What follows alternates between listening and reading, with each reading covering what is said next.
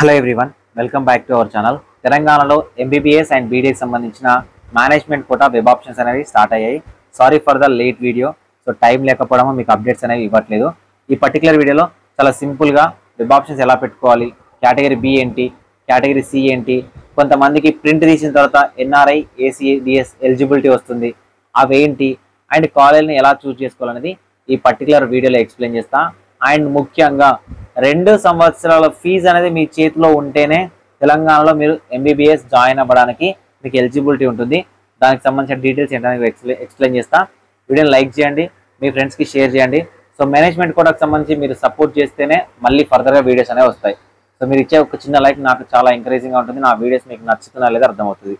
So friends, మీలో ఎవరైనా బీకేడ్కి సంబంధించి మెంటర్షిప్లో జాయిన్ అవ్వాలి, సార్ మాకు రూల్స్ రెగ్యులేషన్ తెలియట్లేదు, మేనేజ్మెంట్ కోటాలో జాయిన్ అవుతే కన్నర్ కోటాకి మీరు ఎలా వెళ్ళొచ్చు అని మీకు ఏమైనా డౌట్స్ ఉంటే మెంటర్షిప్లో జాయిన్ అవ్వండి. 7893947288 నెంబర్ని మెంటర్షిప్లో కోసం కాంటాక్ట్ అవ్వండి. అక్కడ మీకు నా పర్సనల్ నెంబర్ ఇస్తారు. మీరు జాయిన్ అయిన తర్వాత మీరు డైరెక్ట్గా నాతో పర్సనల్గా మీకు ఏ డౌట్స్ ఉన్నా మీరు క్లారిఫై చేయొచ్చు.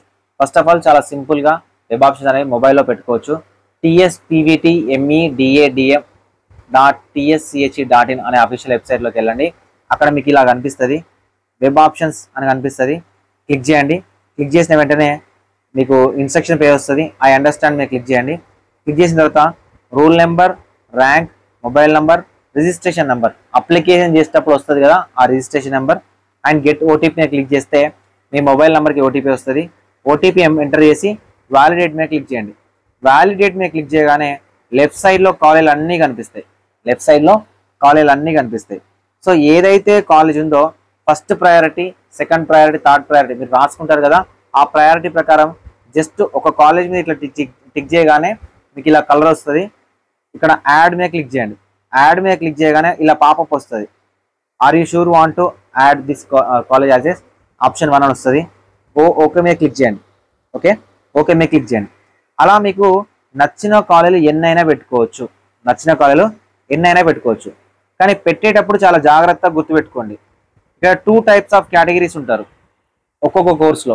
1 బి మాత్రమే ఎలిజిబుల్ అవుతారు, 2 బి అండ్ సి ఎలిజిబుల్ అవుతారు, 3 బీడిఎస్ ఉంటుంది, బి క్యాట్, అండ్ దాంతోపాటు బీడిఎస్ కూడా సి క్యాట్ ఉంటుంది. సో ఈ 4 ఫ్యాక్టర్స్ని బేస్ చేసుకొని పెట్టుకోండి. ఎప్పుడైతే పెడతారో మీకు ఒక్కొక్క college only B cat eligible వాళ్ళకు ఇలా సిటీబీ అని ఉంటుంది. ఓకేనా, సిటీబీ అని ఉంటుంది. బితో పాటు సి క్యాట్ ఎలిజిబిలిటీ ఉన్న వాళ్ళకి ఎన్ఆర్ఐ అని ఉంటుంది. ఓకే, ఇలా ఉంటుంది. సో కాబట్టి మీరు జాగ్రత్తగా ఎలా పెట్టుకోవాలని ఆలోచించుకోండి. సో ఇప్పుడు నన్ను సజెషన్ ఇవ్వండి అని అంటే బి మొత్తం పెట్టిన తర్వాత సి పెట్టుకోవడం బెటర్. సి వాళ్ళైతే, ఓన్లీ బి వాళ్ళైతే బి పెట్టుకోవడం బెటర్. ఎందుకంటే ఇప్పుడు అపోలో కాలేజ్ ఉంది, ఏపీఎల్సి అని ఉంటుంది. ఓకేనా, ఏపీఎల్సి అని ఉంటుంది అనుకోండి. ఈ కాలేజ్కి సిటీబి అని ఉంటే బి సీటు, ఎన్ఆర్ఐ అని ఉంటే సి కేటగిరీ సీటు. సో కాబట్టి చాలా జాగ్రత్తగా వెబ్ ఆప్షన్ అనేవి పెట్టుకోండి. సో రూల్స్ ఏంటంటే బీడిఎస్ ఎలా రూల్స్ ఉంటాయో మేనేజ్మెంట్ కోటా కూడా రూల్స్ అలానే ఉంటాయి. ఎందుకు అంటే for example management quota round 1లో సీట్ వచ్చింది. ఓకేనా, కన్నర్ కోటా రౌండ్ 2 వరకు వెళ్ళొచ్చు.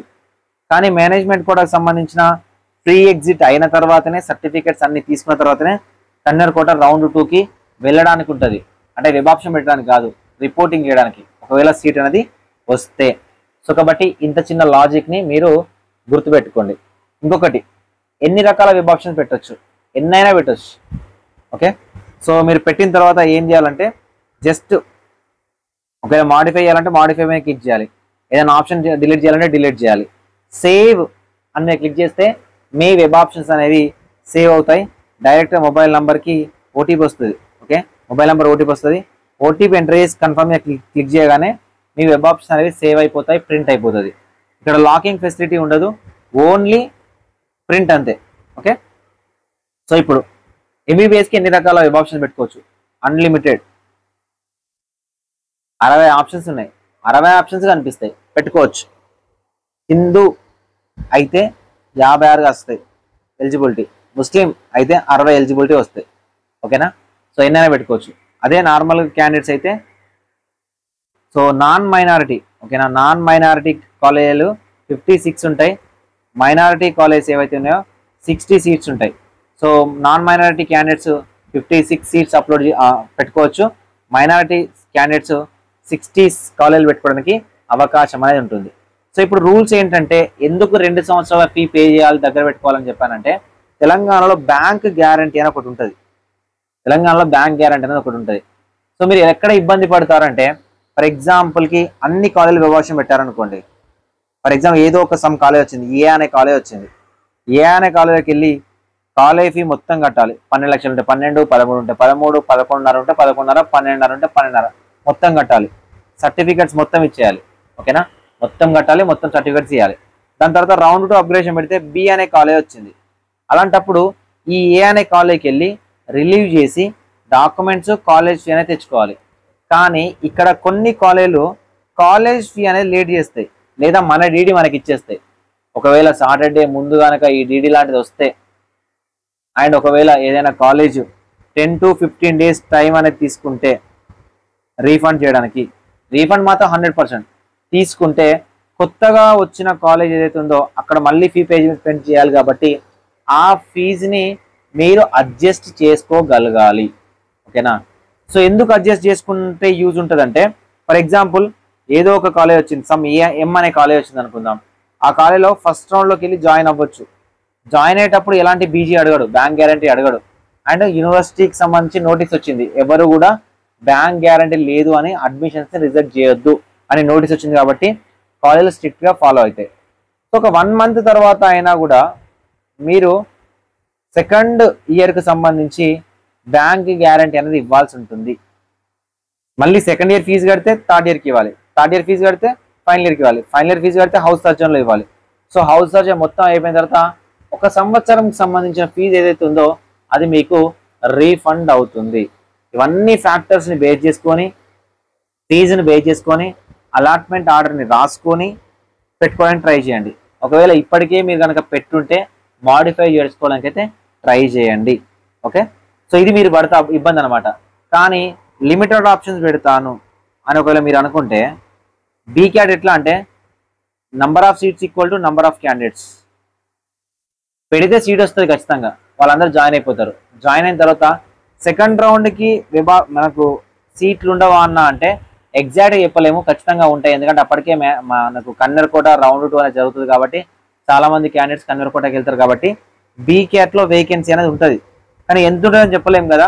సో కాబట్టి ఎలా అంటే వస్తే జాయిన్ అవుతా 100%, 200%. ఒకవేళ ఈ కాలేజ్ నుంచి వేరే కాలేజ్కి అప్గ్రేడ్ అయినా కూడా మళ్ళీ నేను మార్చుకోగలుగుతా, అంత కెపాసిటీ నా దగ్గర ఉంది అనుకుంటేనే అన్ని కాలేజీలు పెట్టండి.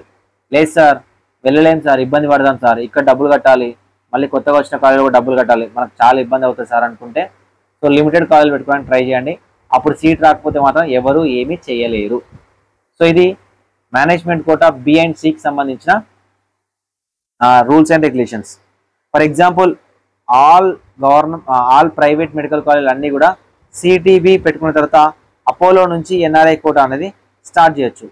బి అన్ని చెక్ చేసి మీకు సీట్ రాకపోతేనే ఎన్ఆర్ఐ కోటాలో సీట్ వస్తారు. లేదు Apollo B cat, Apollo C cat నేను పెడతానన్నా పెట్టేసుకోండి, అది మీ ఇష్టం అనమాట.